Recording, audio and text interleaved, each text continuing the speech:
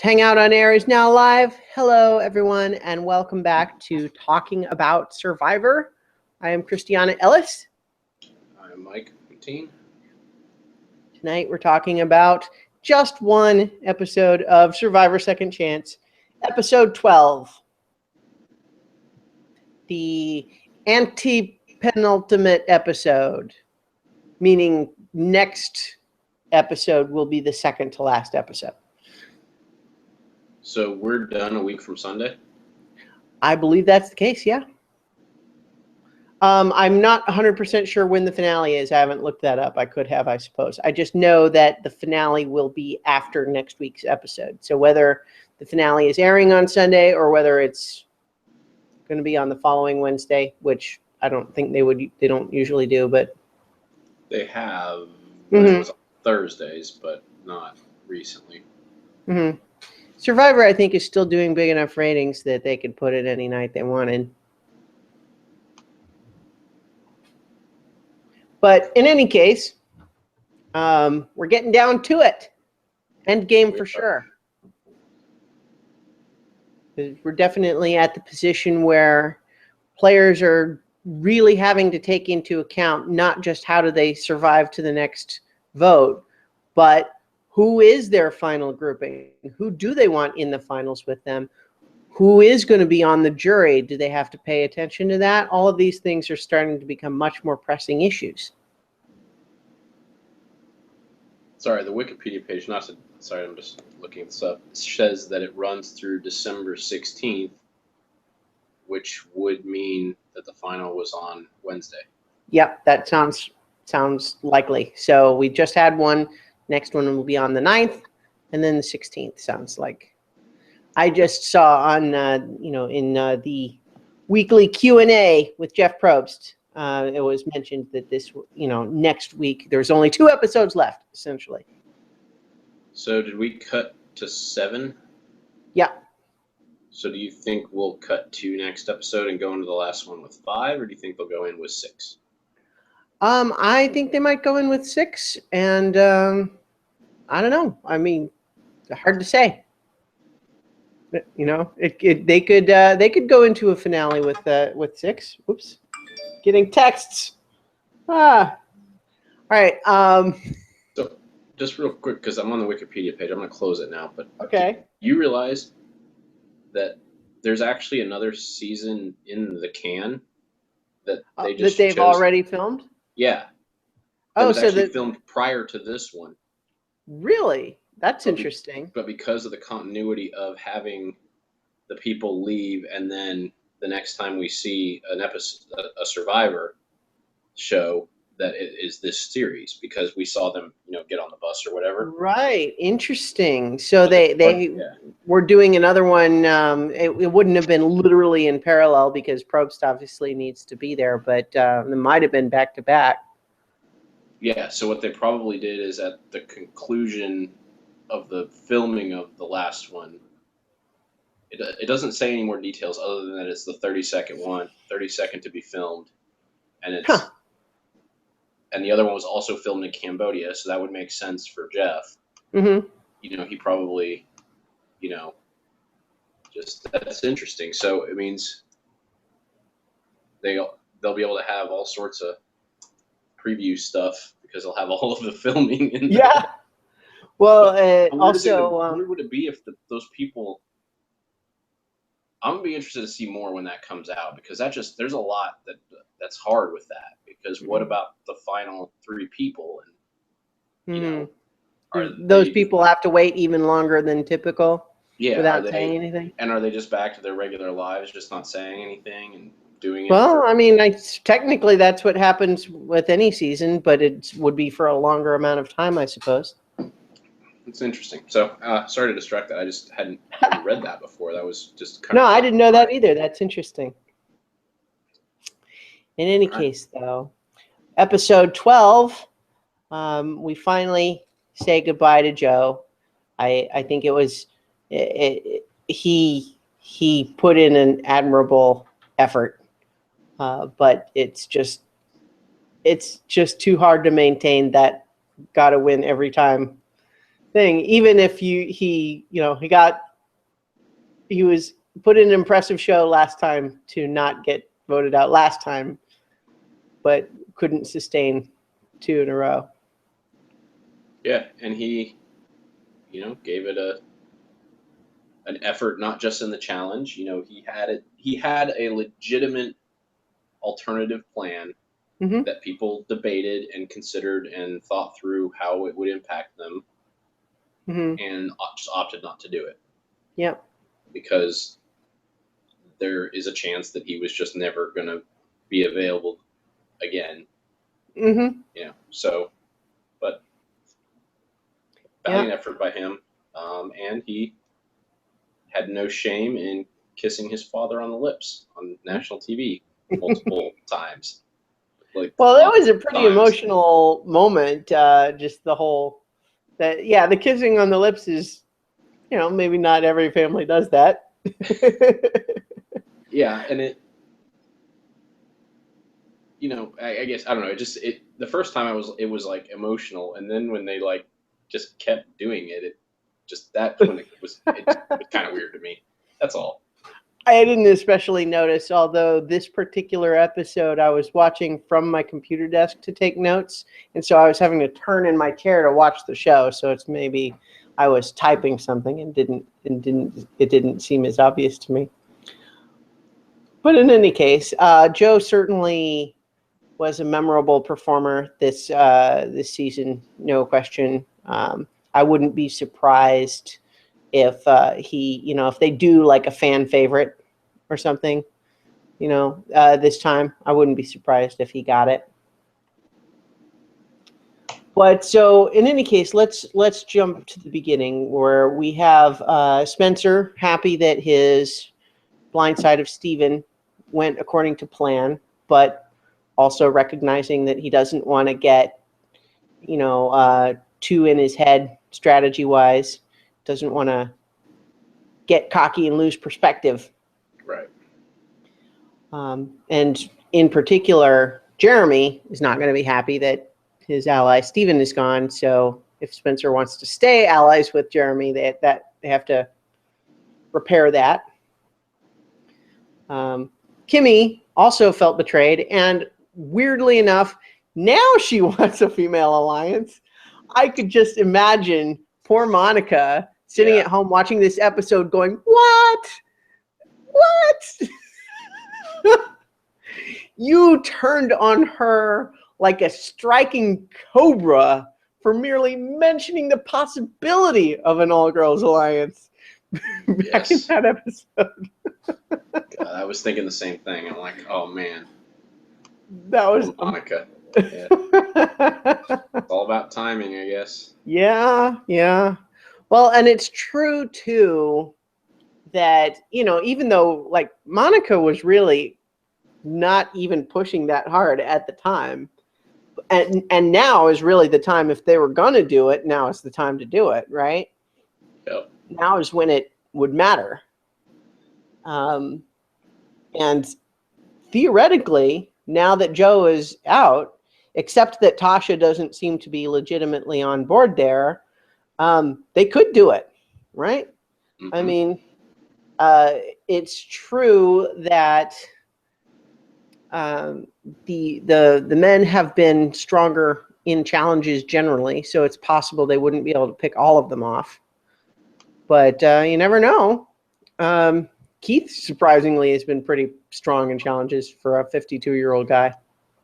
Well, yeah, he's been good in these types of them. Any of the balance things. Like he for whatever reason has incredible balance. Like he wins things where you got to balance. Like he's always competitive in the things where you got to balance on one foot, where you got to hold things steady. Like he has that focus and skill set. So he's, a legitimate challenge threat, because there are going to be more and more types of these challenges as we go along. Yep. So I thought that was anyway. So the idea of an all-girls alliance is not a bad one. It's just hilarious to have Kimmy be the one to suggest it. Kimmy Kelly Wentworth, of course, is like, why wouldn't she be completely on board with that idea? It's exactly in alignment with what she would like. And honestly, I think that if it benefits anyone the most, I think Kelly Wentworth is the one that would benefit the most from doing that. I think she's the strongest of the women remaining in terms of making a case for herself at the end. Tasha is close there, but I think Wentworth would have the edge on her still. Yep. So, of course, she's on board with that. Kimmy feels like it's time for her to make her move, although other than suggesting it and pushing for the obvious vote to get Joe out, which I think almost everyone is on board with, it wasn't really much of a move. No. But, in fact, it almost backfired on them. Mm-hmm. Mm-hmm. Because it made Spencer and Jeremy, legitimately pause and say, yeah, it's. I was talking last time about how I couldn't really conceive of any actual strategic reason why they would want to keep Joe, and this is the closer than I could have thought of that they would come. Yeah, and Tasha unwittingly handed it to them, That was such a tough call because I could totally see her reasoning. Obviously, it didn't go well in this. It made them suspicious, but the risk, of course, is that if she doesn't say anything and then they hear about it some other way or they figure it out, now Tasha really looks like she's not on board with them, and she maybe drives them completely the other way. Whereas at least this way, they did go ahead and get out Joe. Right. So if they thought she wasn't being straight with them, that might have been a different story.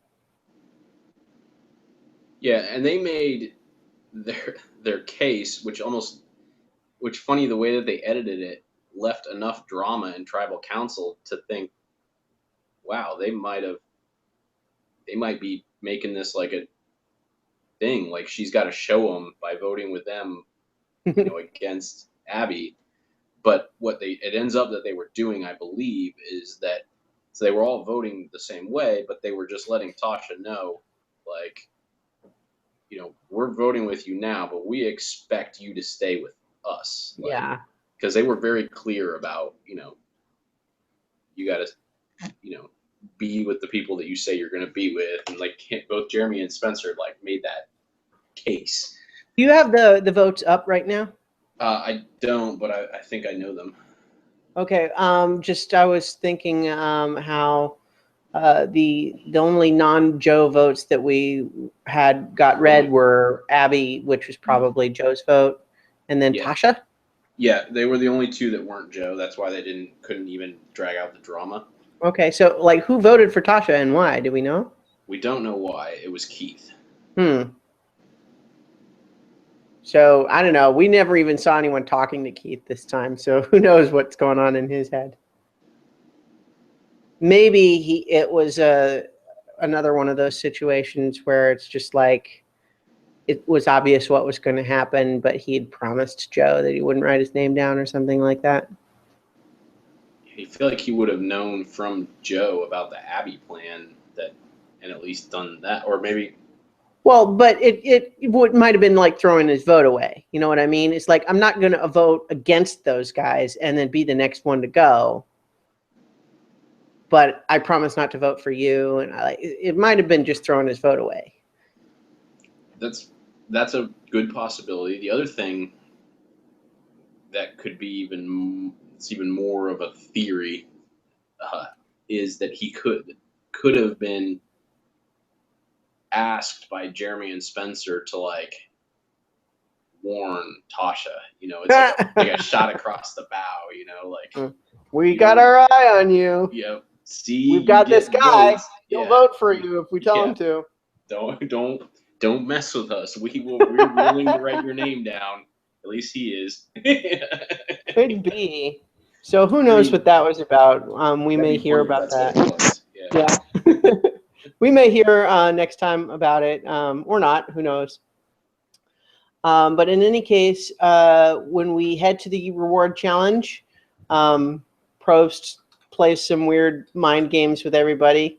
With You know, lots of times we bring out the loved ones, but sometimes we do something different.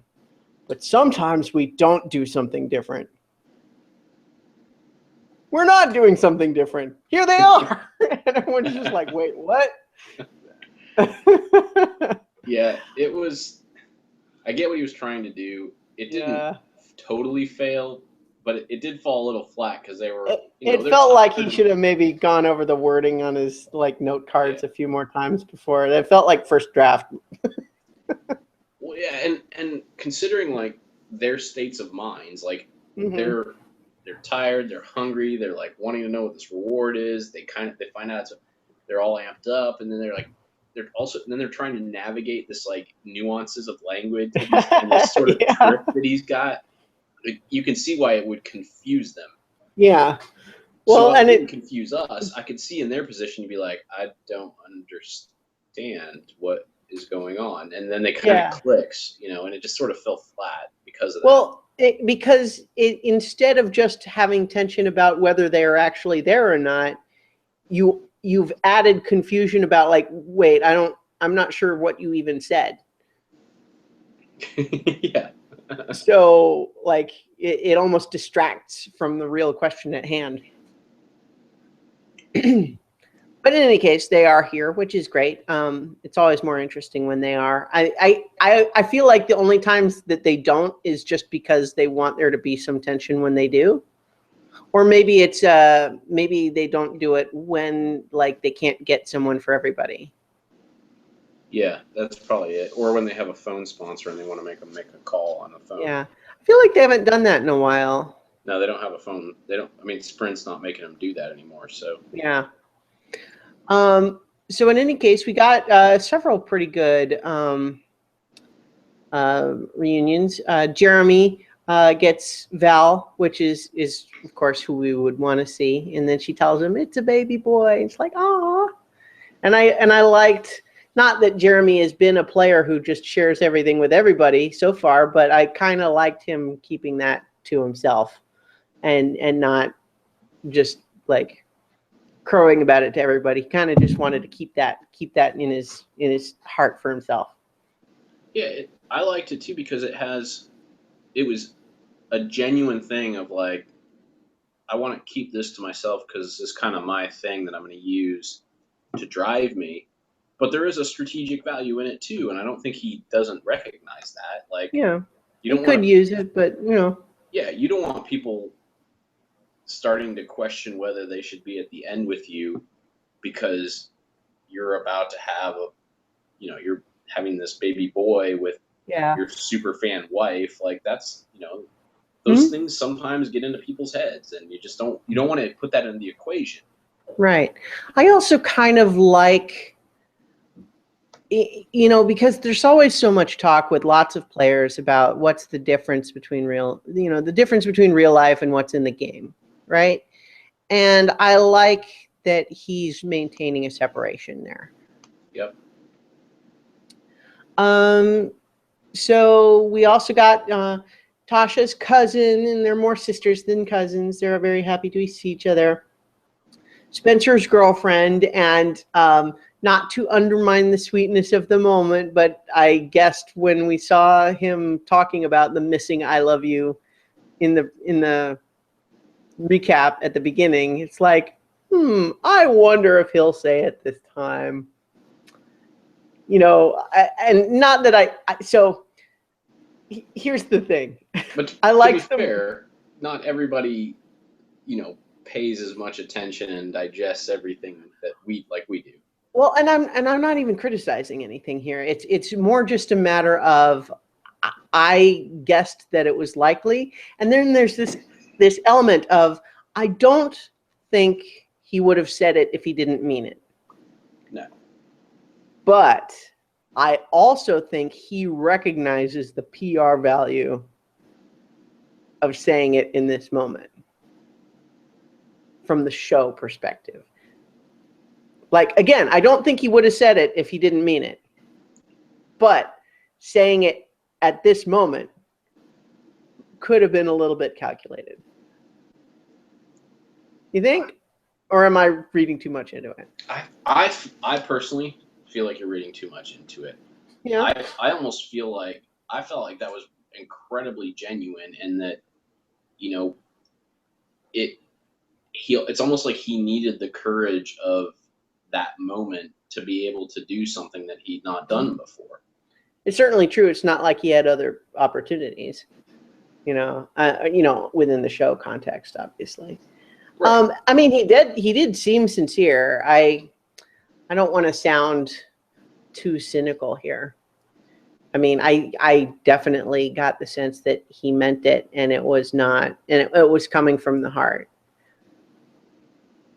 So I don't know, maybe there wasn't any pre-calculation, but at the same time, I'm sure at least after the fact, he recognizes that, like, they're going to show that in the episode. Yeah, he's smart enough to recognize it, but I don't think I didn't get the feeling that it was planned or calculated. I get the feeling that he'd had that conversation with Jeremy. It was something that's been eating at him. Jeremy gave him a little bit of support, and this is the first time he's seen her since then in a highly emotionally charged situation. I think you're right. And part of what is reminding me of that is that he has no way of knowing that that particular exchange with Jeremy was something that they were going to put in the show. Right. I think he did talk about it a little bit in a confessional, but they talk about so much stuff that, yeah. So, because my whole idea rested sort of on this idea that this was the fulfillment of the promise made in that earlier episode. You know what I mean? But like, when he wouldn't really have had any way to know that they would have included that particular segment. Right. I mean, the producers theoretically could have told him, but at this point, I think I'm back on the side of it. I don't think there was any motive in it other than the obvious, which is that he loves her and wanted to say so because he misses her. Yes, and that's what I get. It's like, it's emotionally charged just watching it. I can only imagine like being in that situation and like being able to get a visit like that. Yeah. And that's probably what it probably just washed over him. Like, it's my loved one. And I haven't told her that I loved her, and here it is, and I'm all so jacked. And I guess I better tell her. Yeah. And yeah, I thought it was awesome. I loved it, and I was also, but she's good for him. I mean, she's a really pretty girl too. Like, for him being on the nerd team, or whatever they were called. Is that what they were called? White collar brains. No, brains. You're right. It wasn't the white collar one. It was brains. Yeah, brains, beauty. Bronze, and beauty, and yeah. And I'm sure knowing him, what we've seen of him, I'm sure she's also a really smart, fun person to be around. But good for him coming off the brains tribe and getting someone who could have easily have been on the beauty tribe. Good for you, Spencer. So we also got Abby's mom, Keith's wife, aka Big D. Did I hear that right? Yes. All right. Multiple times he referred to her as Big D. Yeah. Wentworth's dad, Dale, who of course had been with her on the that Blood versus Water season. Yep. We got Joe's dad, which was a visualization that came true. It was part of the things that he imagined when he imagined being on the show. Yep. So that was kind of cool. And then Kimmy's dad, and she was really obviously enthusiastic to see him. And they said something about like she's been waiting the longest for this, although I feel like, does he just mean because she was on the earliest season? Yeah. She's probably seen her dad since then. I didn't even think about it that way, but that is funny now that you like put that in my head. Like, you're right. Anyway. But they did mean it because she was on the earliest season. Yes. Yeah, right. So yeah, she hasn't visited with her loved one on a Survivor show longer than anyone else. Yeah. Yeah. So in any case, the reward is going to be barbecue with a loved one back at camp. And we can already guess that they're going to get to pick at least one other person. Yeah. We didn't know they were going to get to pick so many. But so the first thing I noticed, of course, when they're describing the challenge is that it's not the one that we saw in the preview, you know, where something was going to happen. Right.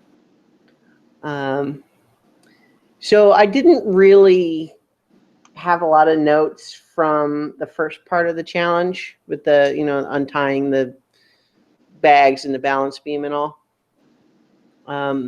My first note was that Keith was in the lead all the way to the puzzle, but then he just stood there saying, "I don't know it, Jeff." He said that more than once, like 3 or 4 times. Yeah. And I'm just like, well, that's you do know how puzzles work, right? Yeah, You're supposed to figure it out. That's the idea. You're not supposed to know it at the beginning. Yeah. You're gonna raise your hand and say, "Jeff, can you give me a hint?" Yeah. Like, no. Where are the instructions, Jeff? It's like these are just a bunch of letters that don't, like, they're all mixed up. So Abby starts with something where she has the end of a word, you know, that she's putting on there first. But since we know what the word is, we know that it's wrong. But then we see Wentworth building it up. So even though the editing is kind of like, oh, which one's going to finish first? I mean, we know who has the right word. Yeah. Abby says she was going for redemption rather than nourishment, which, you know, she had the end of it, but I feel like I think she jumped the gun, clearly, because you know, once you have that TION, there's not even a P available in nourishment. So you couldn't have gotten too far before you would not have the right letter.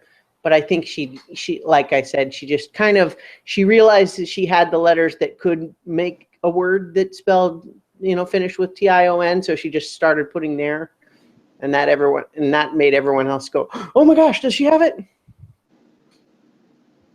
Yep. And then try to copy. Yeah, because that's how these challenges go now. It's just there's no dividers or anything. It's just, well, and I don't know. I mean, we've talked about this before, but I think they do that because it's more interesting to watch. Yep. Right? You know, we see them all scrambling, and it makes it maybe marginally more dramatic and close at the end. Yep. So in any case, Kelly Wentworth wins.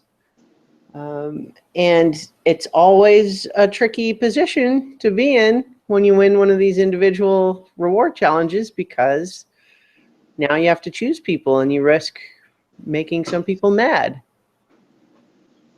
And so then, not only that, but out of the 7 other people, they first say, pick 3 people.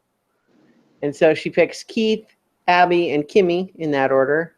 And her explanations are all pretty much like emotional based, you know, like I think it means the most to them or whoever. Then it gets one more. So technically that means 5 out of the 8 people.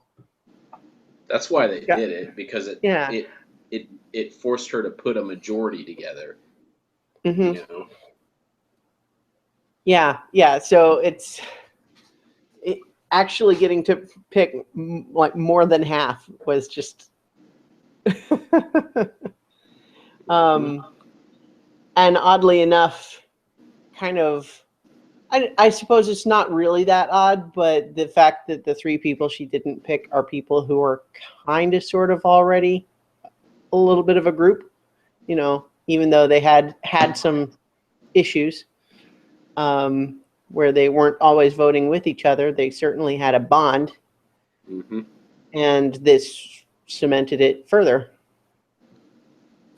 From an emotional perspective anyway. So she also got to pick Joe, which I don't think I said, but happened. Back at camp, everyone seems pretty happy, jovial. And then we get the moment we were talking about earlier, where with Joe's dad and him talking about how, like, you know, when he was younger, his dad wasn't super affectionate, but now he's kind of warming up, and he says Joe's his hero and his friend. It was really nice. It was sweet. I liked it. Yeah, I really did like it when it was all said and done. It was just, yeah. And, you know, in hindsight, it was a nice moment for Joe to have in his last episode. You know, he got a couple good bits in this episode. So Jeremy, Spencer, and Tasha, the odd three out, naturally bummed, but, you know, what are you going to do? That's the nature of the game. You know, unlike was it just last week where Spencer found whoever made the choices questionable decisions, that sort of thing. This time it was more just like, what are you going to do? They picked the obvious people for themselves. Yeah. So Spencer is in a position now where, even though he kind of already has this relationship with Jeremy, and certainly has with Tasha. I mean, with Tasha, it's not only just this season, but the previous season as well. You know, he's in a position of having, implemented this move against Steven last time, and still has to kind of cross that bridge with both of these two, you know, saying, look, there was a move against Steven. It was not against you guys. I'm with you. And they discuss being a final three together. So here's a question. Of the three of them, which one of them do you think means it the most? And you maybe rank them in terms of how seriously they take this final three promise. Jeremy. It just seems like a big deal to him. Mm-hmm. And then I'm going to put Tasha and Spencer on equal. Mm-hmm.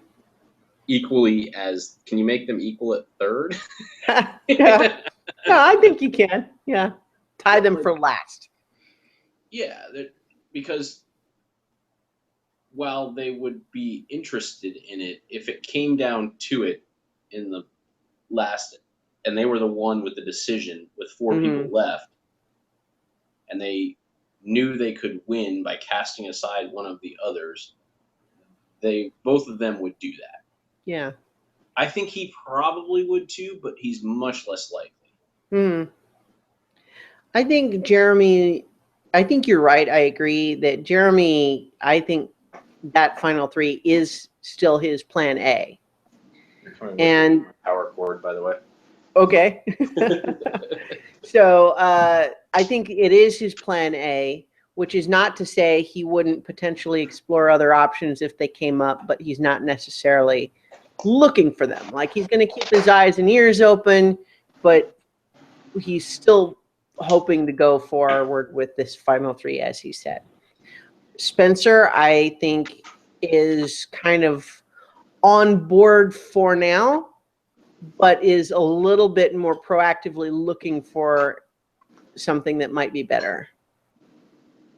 Like, it's just sort of more of an active search, as opposed to, being theoretically open. Whereas Tasha explicitly has another option available to her that she doesn't want to completely eliminate. But at the same time, we also see her tell them about that option this time, which is a tricky move.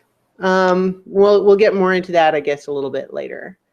We're not quite there yet. Because at this point in the episode, she's still thinking, I'm going to keep both of these options available. And then we go to a commercial with Spencer talking about how, okay, we knew we wanted to get Joe out, and we didn't take one of the opportunities we had last time, so we need to not waste another opportunity. And so that takes us to the immunity challenge, which is the balance endurance, and we recognize it from the preview. So immediately there's tension overhead, which I wrote in my notes without intending it to be a pun, but kind of the nature of this challenge is kind of scary. I couldn't help but think that the risk of people dropping these things on their heads seems like a very real concern, and I'm not sure why they didn't design the challenge differently. Obviously it wasn't what ended up happening, which I was really surprised by, honestly, because certainly the preview not only made it look like someone dropped it on their face, but also just that seemed like a real possibility just due to the nature of the challenge. Right. Although I suppose it's also true that by the time they're at the end, this thing is so long and it's kind of bending that it's kind of bent away from them anyway. It's kind of sagging away, and so maybe it's not directly overhead as much as it was earlier. But several people went out before it got to that point. Yeah, several people went out when it could have landed on their face. Yeah, I mean, that thing did not look like it was made of balsa wood.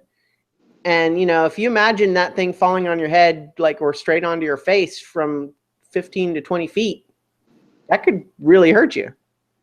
Mm-hmm. So I couldn't help but think during the challenge that that's not only because I had reason to suspect that it was actually going to happen, but it occurred to me just I wonder did they think that through? I mean, I'm sure that they're aware of that it was theoretically possible. But in any case, it's another situation where both the last man in the challenge and the last woman will both be immune.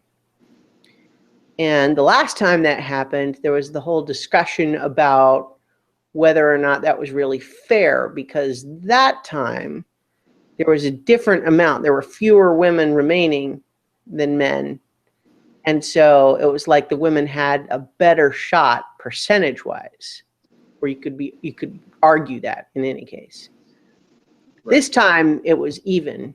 So it seems like whatever your feelings about that element of it, at least this time there wouldn't be that part of it. Right. So I don't know. I don't feel like I had a big problem with it last time.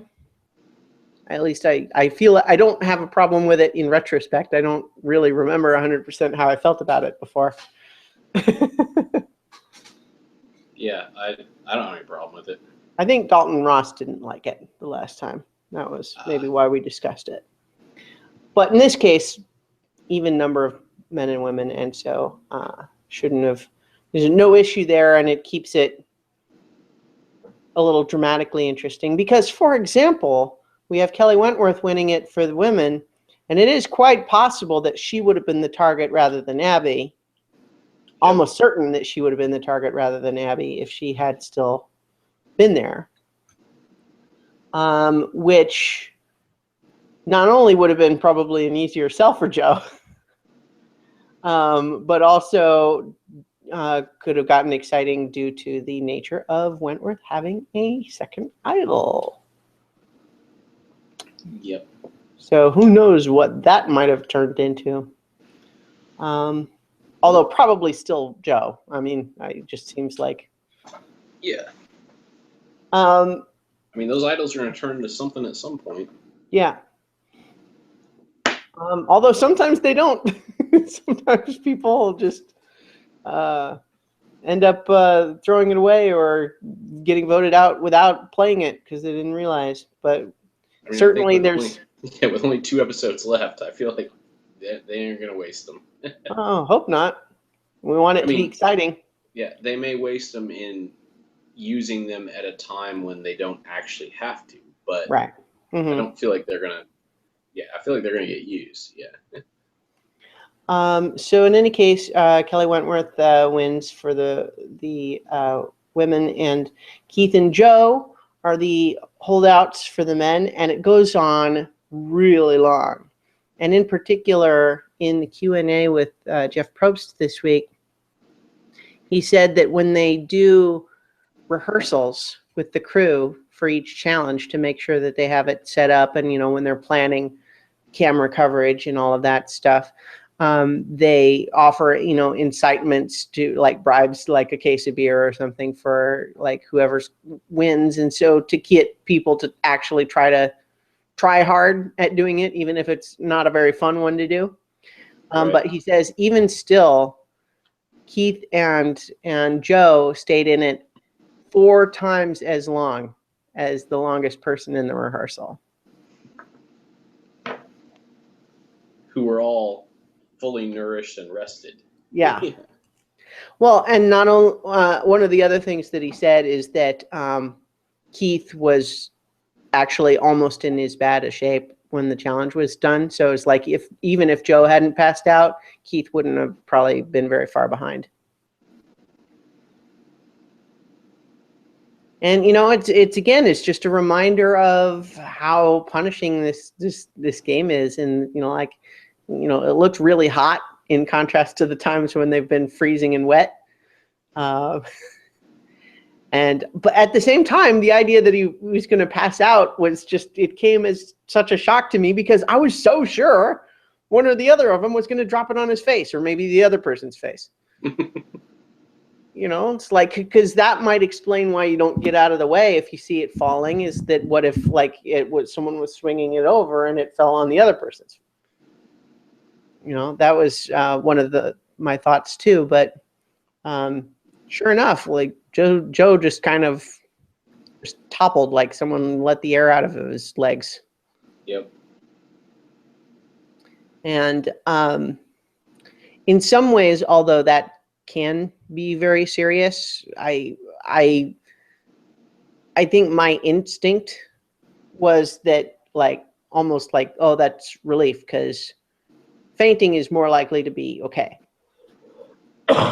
Excuse me. Whereas an injury, like a head injury, where something falls on your head to the point where everyone's scrambling like that, that's something that they might take you out of the game for. Yeah. And so, because head injuries, you can't screw around with that. Not that you screw around with people passing out to low blood sugar, but that's something where, give them some water and some rest and some shade, and they're going to be okay. Yeah.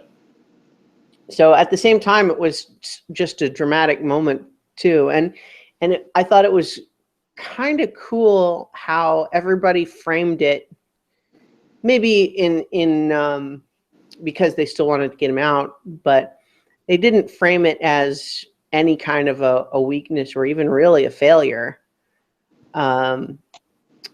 You know what I mean? It's like he wasn't a failure for passing out. He wasn't weak for passing out. It was more like he's going to not give up until he literally passes out on his feet. Yeah, that was Wentworth that really started promoting that idea. But yeah, exactly. Like he almost got voted out because, like, I mean, I know they were going to do it anyway, but like that was the rally cry, was this guy will pass out before he gives up. Like, yeah. Well, and I think they may have needed something like that too, just because Joe was so clearly weak, even returning to camp, that it's possible some people might have kind of in their head switched over to feeling bad for him rather than feeling like he's a threat, and so therefore maybe get some other ideas instead of saying, hey, let's take this opportunity to get rid of him. So I think that she was smart to try to really come up with a rationale to justify why you still get rid of him.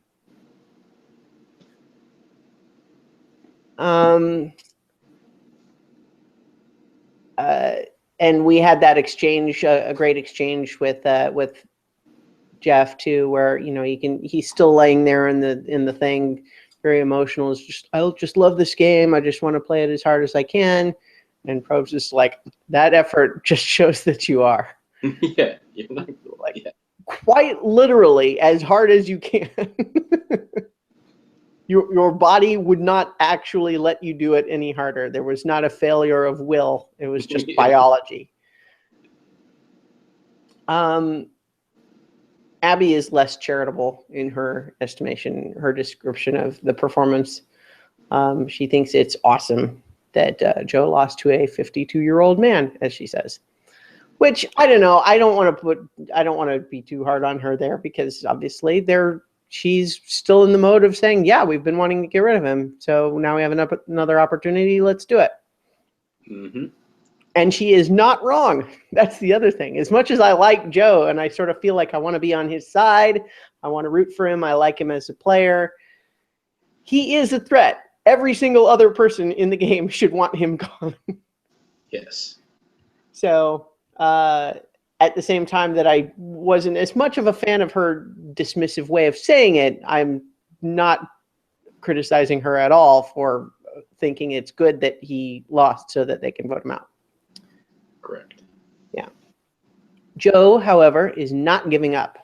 And I wondered if they made a point of showing Abby kind of like, because the producers know what they're doing, right? Because after just giving Joe like this hero moment for us, the audience, to practically cut to Abby gloating about it, like that's calculation for us to be mad at her, right?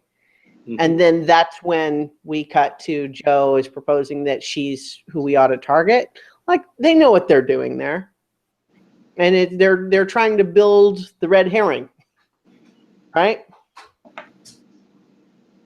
Yeah, I mean, they're very good at the editing. I mean, when you consider the amount of content that they have to go through, and the way that they still can tell these stories, they can make us feel suspense, even in very obvious situations. Like, they're very good. They're very, very good. You know? So yes, they knew what they were doing. They absolutely teed that up, and they played that story out in a way where it was like, they tell the all girl alliance story, and then they show Abby dismissing Joe, and then Joe going after Abby, and then Tasha telling the other two about the all girl alliance, and then them starting to seriously consider it, and then we go to tribal. Yep. And you're like, you've been built up this whole, wow, Abby's a legitimate person they could vote for right now. And you wouldn't think they were stupid if they did it. Like, you've been laid out where you could say, yeah, I get why those guys would go for Abby. That would make sense, even though Joe's this huge threat and he's available. But yeah, at the same time, it's like Joe is who you don't want to get to the end with, because you're afraid that he'll win, right? But the concern is that if this all-female alliance is real and you underestimate that threat, you don't even make it to the end. Yep. That's why it's a legitimate strategic question. And, as Spencer says when casting his vote, this is one of those calls where it really could go either way. You don't know for sure.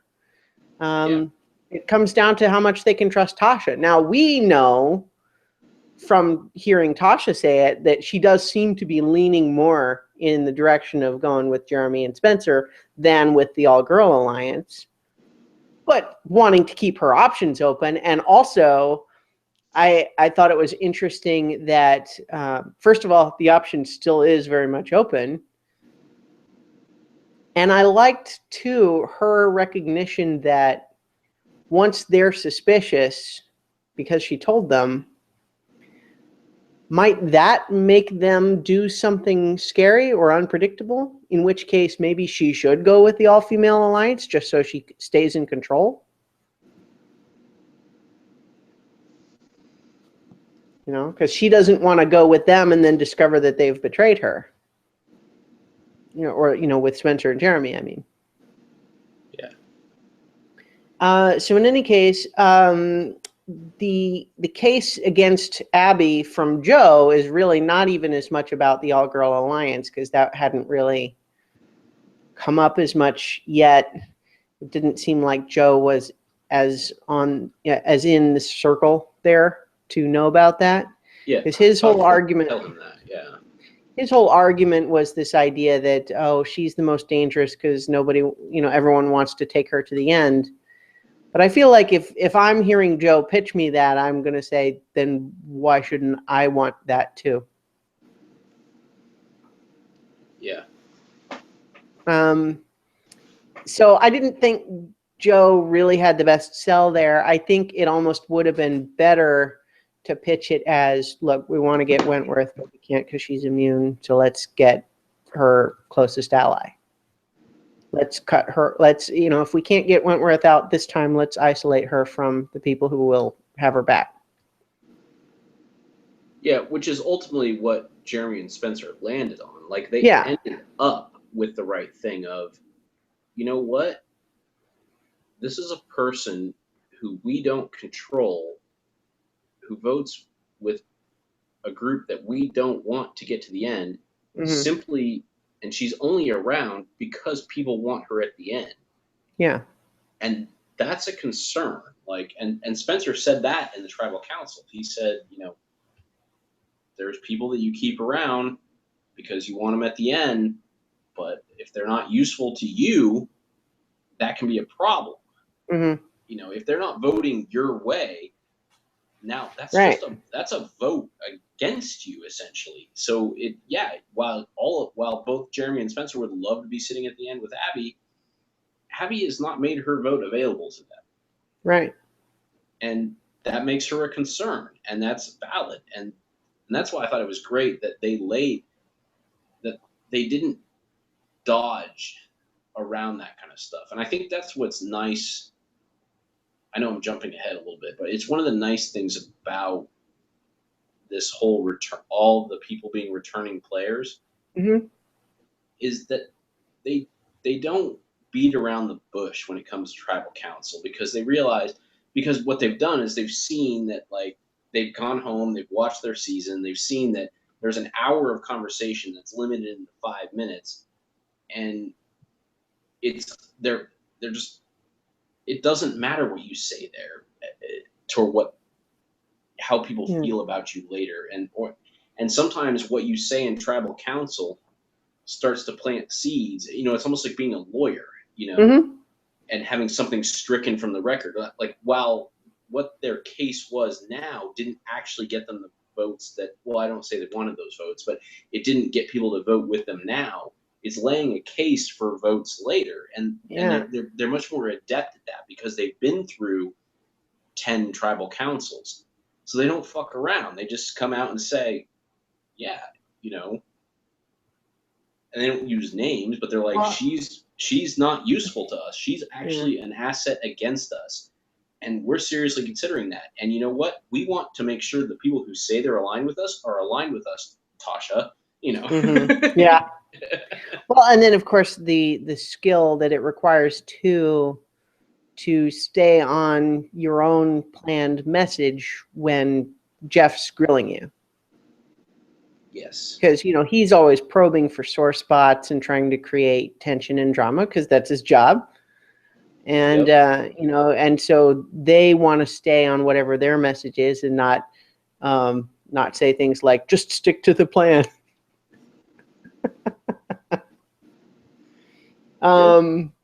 So in any case, though, I thought that Joe's actual pitch for Abby was not as persuasive as the case for her ended up being once they had all talked through it.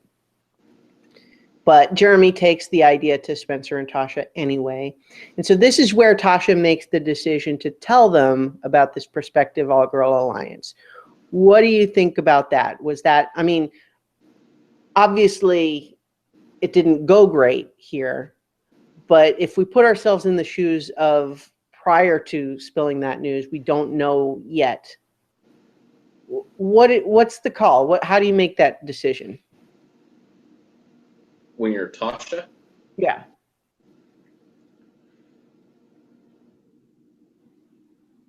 That's a tough one.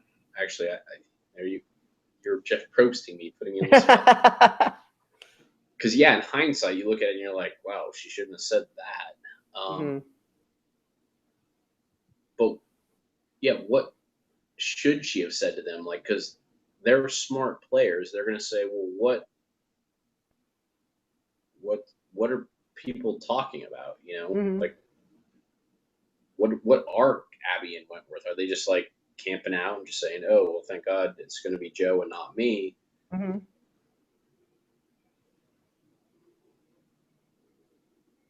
And if you come down to it and you're Tasha and they hear about it from Kimmy. Mm-hmm. Or even if they just guess. I mean, it's possible they could have just done the math. Yeah, but that doesn't really put Tasha in a bind if they guess, because it's not. Right. Well, if they're relying on Tasha, though. Right, but then they would have had to have confronted her and said, the numbers are adding up this way. We want to make sure you're still good. Right. And they that hadn't come to that they hadn't guessed that yet. But if they heard something, next time, they wouldn't have heard anything this time. Like Joe would have just gone quietly. Right. But if you're Tasha and somebody else comes up and says,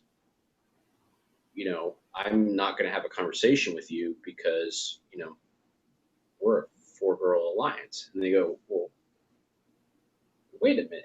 And then they go to Tasha and she's like, oh yeah, I told them that I would be with them, but I'm not. And then you're really distrustful. Right. Because you're like, we want to believe her, but we aren't sure. And then you get somebody smart like Wentworth who maybe hears about that or sees that and says, oh yeah, Tasha's all about this, and then works her way into something else, So from Tasha's perspective, you know what? I've changed my opinion.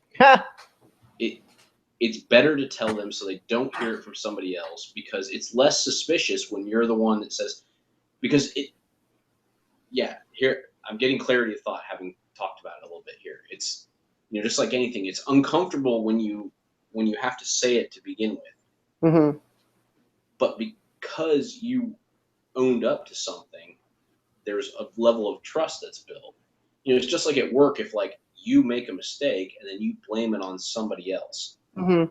Or you just hope nobody notices. Or you hope nobody notices. And when it comes up, you're like, oh yeah, then you try to blame it on somebody else and you say, then, people aren't 100% sure that you're good. Whereas if something happens that maybe nobody was ever going to notice, and you walk in and you say, you know what, I messed this up. This is my fault.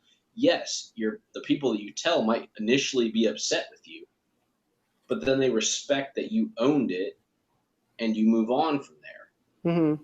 And that's kind of what Tasha did here. She came in and she said, here's what's on the table. And they were like, ooh, wait a minute. We don't like that. Do we trust her enough to? And then all of a sudden it comes clear, well, she did come and tell us. She did own up to the fact that she'd had that conversation. Yeah. So we don't want to punish her for that. We want to say thank you for letting us know, but hey, by the way, you need to stick with us. Yeah. And so I think it actually worked out for her. Well, we'll see, but I feel now like that was the right thing to do for her. Now, at the same time, what's also tricky is that, if there's any discussion of guy-girl stuff, like Keith seems to really be on his own page there. So there's not even an assurance he wouldn't just go ahead and side with them. Unless it's that shot across the bow I'm talking about. They were like, yeah, could be. Tasha, we trust you, but don't. It's so hard to know. We hardly ever get any strategy talk from Keith. I mean, we get him acting like a good old boy at the camp. But yeah, the biggest strategy talk we ever got from him when he was like, "Hey, these people are talking strategy around me. I should not run away. I should not go away because this has never happened before." Yeah. I feel So, included. I tend to agree with you in terms of your assessment of Tasha's choice there, but with the qualification of, I think that she did the right thing, assuming that her plan A is to stay with Jeremy and Spencer for now. I think that if she was convinced that she was going to want to go with the all-girl alliance, she should not tell them anything. Correct. Yeah. But if she, because first of all, the option to do the all-girl alliance thing is still very much open to her. That has not gone away. Hmm? But by telling them that, I think is the best chance at keeping that option available too. Because again, she burns that completely if they find out some other way. Yep. But there's also just the truth in this game of sometimes you could be mad at someone and still need them. And so you're just stuck. No bridge burned because you don't have any other way home. True. But in any case, let's see. So when we get to the tribal council, or did you have any other thoughts before we get there? When we get to the tribal council, it's primarily pitched as a decision for Spencer. Like that's how they kind of frame it. Is, do we go with Abby, for to cut off the feet of this potential all girls alliance, but risk Joe running through to the end? Or do we take out Joe now that we have a chance and risk being at the mercy of this all-girl alliance? But that is not really where the discussion happens in the council itself. I mean, there's some talk about this, Joe's version of why to vote out Abby. There's some talk about the voting blocks.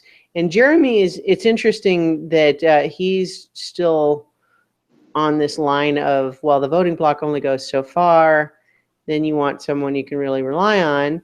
He seems to really mean that. And again, it's just interesting in retrospect that he considered Stephen such a close strategic ally when Stephen was the biggest proponent of the whole voting block idea. Well, but we talked about frustrating. Yeah. Yeah. Yeah. But in any case, it was interesting to, I mean, Joe, of course, knows that he's going to be a target, so that's not a surprise. It's interesting to have Abby also thinking she's a target. And it's hard to know if she was really picking up on actual talk or whether she's just kind of continuing her paranoia. Or it could be really a combination of both. She didn't have to hear anything probably to know that, hey, I was best buds with Sierra and Wentworth, and now Sierra is gone and Wentworth is immune. So, you don't have to be. Well, Kimmy came to her with this all-girls alliance. Kimmy was originally with the other group. Mm-hmm. So. Yeah. So, she wasn't with Abby. Yeah. But it's just interesting that this was not going to be a blindside scenario because you have both of the actual names being discussed worried because they know they're a likely target. And my note going into the votes was just like, I like Joe, but I think Jeremy and Spencer would be smarter to stick with Tasha and vote out Joe. Yeah. Not that I'm happy to see Joe go because I like him, but it's just, it's the smart move for everybody else. That's the risk that you run when you play a game where you have to win every challenge because it's hard to do that. Especially when you pass out. Yeah. But yes. That doesn't help. I mean, fair play to Keith, though, for putting him in that situation. Like, yeah. if they both lasted 4 times longer, like Joe should have legitimately been able to win that challenge. Mm-hmm. You know? Well, that's the thing, is that Keith is a little bit of a dark horse as far as this challenge performance is going. Like, he hasn't been winning much, but he's been close in a lot of them. Yeah. And he won one of them, didn't he? Maybe not the immunity. I can't remember now. I don't remember what he's won, but you know, he was. Well, okay. So the other one of the other things I was thinking of is when they had the prisoner's dilemma thing. Right. He was the only other to beat Joe, and he came very close. Yeah. Mm-hmm. Yeah. So he's been really close in a number of them, and so with Joe gone, that might make him next best. Certainly for those types of challenges, he's not hasn't been as sharp with like the puzzles or like I don't know what it running means. up and down stairs. I don't know what it is. Yeah, I don't know what it is. Yeah. So in any case, the only 2 people we heard from while voting was we saw Spencer, without seeing what his vote was, saying he has the terrifying feeling that this is either a winning or a losing vote. And he's right. We don't know. And I was not thrilled again with Abby, just with a completely unnecessary, hurtful insult to Joe's haircut while she's voting for him. Yeah, like just like, what's the point of that? Yeah, she doesn't know what else to say there. You know, that's. I wonder if part of it is that that's just kind of part of her coping mechanism to not feel bad for voting out someone, is to come up with reasons in her head why it's good, like she's glad they're going, that sort of thing. You know what I mean? Not that I think that's a conscious thing, but it might, like the aggression might be a little bit of a cover towards, I would feel bad for him otherwise. I mean, I know there are people who do that. Yeah. Anyway, the idea that she's voting him out and has to be mean to him on the way out just seems unnecessary. Yeah, I agree. Yeah. But so in any case, though, as we previously talked about, the one vote for Abby, which must have been Joe, the vote for Tasha, that was Keith. Everyone else voted for Joe. Because that was the right thing to do. But next time, Jeremy and Spencer are concerned because now they are, they made their choice, but now they have to deal with the other risk. And then I am convinced that the implication of more trouble with the next challenge is a fake out. We see Tasha saying, "I need help" in the water, but not looking especially distressed. I suspect she was calling for her teammates to help her out with whatever she's trying to do in the challenge. That's my guess. There was a shot, though, of Spencer taking the platform to the face. Yeah, that did not look fun. No. So I suspect that if that were, so maybe it's a rough challenge. Yeah, but I think it's a normal bumps and bruises kind of thing. Yeah.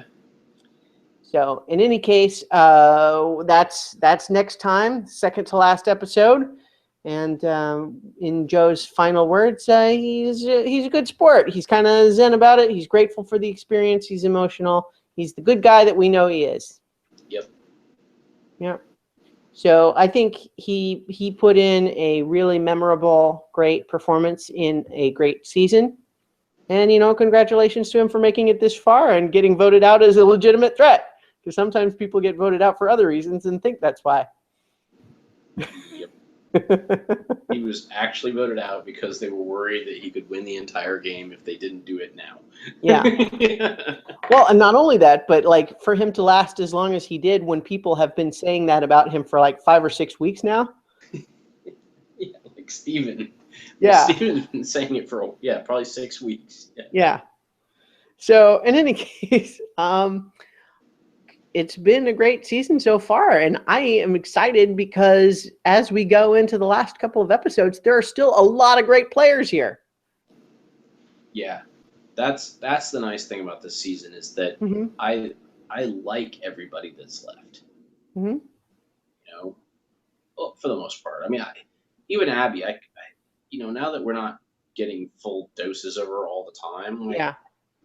she's fine. And Kimmy, I don't really have positive or negative feelings Mm-hmm. about. She's just sort of, she's fine.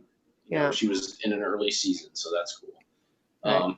But yeah, the rest of them, like I like all of them. I legitimately like everybody in there. Yeah. Mm-hmm. And while I have, my favorite is right now is Spencer. That's who I'm rooting for, Mm-hmm. and I'm feeling good about that because the producers are Yeah. giving him that edit. Yeah. I'd take a Jeremy win. I'd take a Wentworth win. I'd Mm-hmm. take, yeah. Yeah. So yeah, Tasha, Jeremy, Spencer, Wentworth. I would be okay with any of those four winning. Mm-hmm. Yeah. And I think it's likely one of the four of them will win this game. I think so. Because first of all, it doesn't seem possible. It seems unlikely in the extreme that all four of them would be eliminated and we end up with a final three of Kimmy, Abby, and Keith. Wouldn't that be weird? Yeah. Then I would go with Keith if that was the choice, but yeah. I just don't think that's what's going to happen. Yeah. I don't think we have to lose too much sleep worrying about that particular outcome.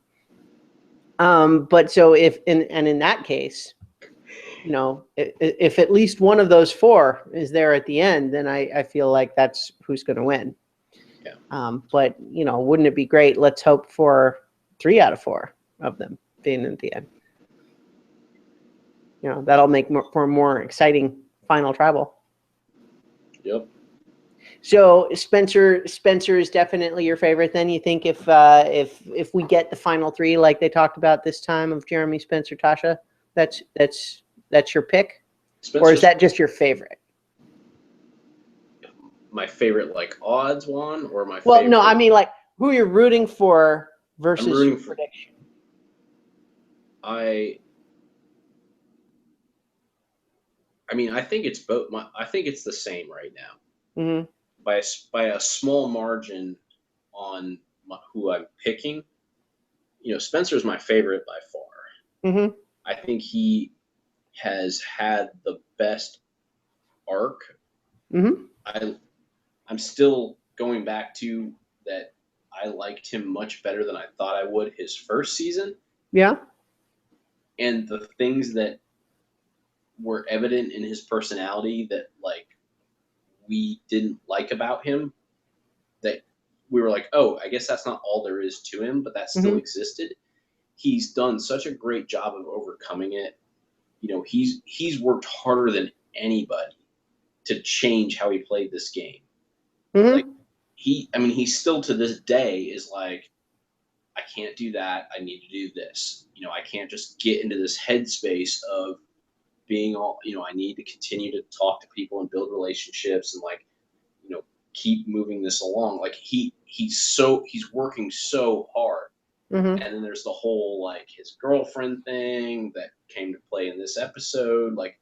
I'm just such a big fan of everything that's going on with him that I really want him to win this. And I think he's in a really good position because he's maneuvered everything so well so far. Mm-hmm. And if he can keep that even keel of making the move when you need to, backing off when you need to, like this episode, he could have just kept going and we'll keep Joe and that'll be a move and, and been up in his own brain. But he just took a step back and said, no, this is the right thing to do. Just stay this course. Just stick to the plan. Stick to the plan. Figure it out tomorrow. Yeah. And yeah, he's nervous tomorrow, but in his old life, he would have already felt the way him and Jeremy were feeling in this next episode, and that or at least what they've painted when they're having that coffee and they're worried. his worry would have happened now to the point where he might have done something incorrectly or stupid. Yeah. And he's able to just take that deep breath and say, no, stick to the plan, stay calm. You made the move last time. Don't become Sierra and just be mixing shit up all the time just to do it. Now, to be fair to Sierra, she kind of had to because of the position she was in. She kind of, got, her hand was forced a little bit. Right, but she got painted as the one that's like always making the moves, and that's why she needed to go, because she's not stable, and Spencer, don't get into that. Stay stable. You made your move, and then you came and explained to the people who weren't involved why you did it. Yeah. Rebuilt the trust, and then if you're going to go and tinker with them again and say, well, no, now that you want to do this, I think we should do Joe, and all of a sudden they're going to be like, what the fuck, Spencer? Like, no, you did that last time, and now you're doing this time. Maybe you're not really part of our alliance. So anyway, I think he's handled it very well. I think he's in a good spot. I think people will vote for him because he has handled this very well, and he is smart, and they know he knows the game, and he deserves to win. If he sits in that final three, he deserves to win this game. Yeah, he's been a scrapper all along, because there have been plenty of spots in the season where he was not on top and had to find a way. Correct. Yeah. So I agree. I think that if I'm handicapping everybody, I think Spencer is the most likely to win, and I would be very happy with that result.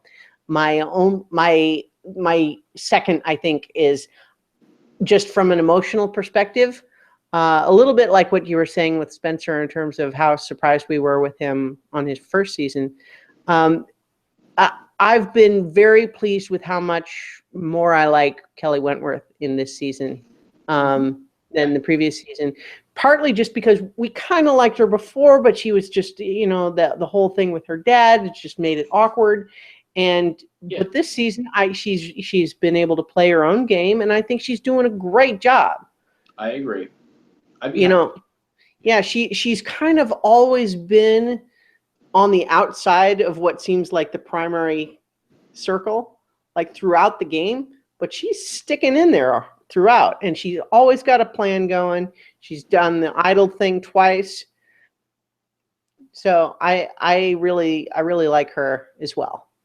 But, as previously mentioned, I think I would be happy with any of those four that we've talked about winning. I think of the four, Tasha probably would have the hardest shot just because she hasn't made really as many moves that she could sell. But that's only by a pretty narrow margin. Because Jeremy, of course, has, he's got the idle thing too, which is probably going to make for an interesting move when he finally plays that last one. And then he's played this really great ringleader game where he's kind of directing all sorts of stuff. Although I think if he's in a final with Spencer could probably undercut a lot of that, because there's been a couple of times where things did not go Jeremy's way. But yeah, I think we've got a really solid group of players going into the final here.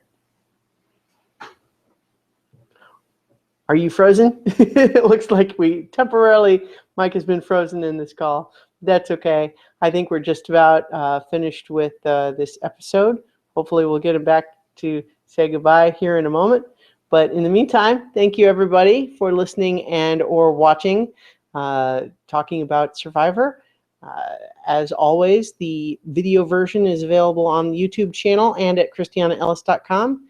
And Mike has just dropped out of the call altogether. So I will say goodnight on his behalf.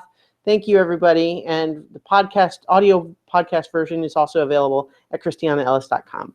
And I will be back next week for the second to last episode of Talking About Survivor for Survivor's Second Chance.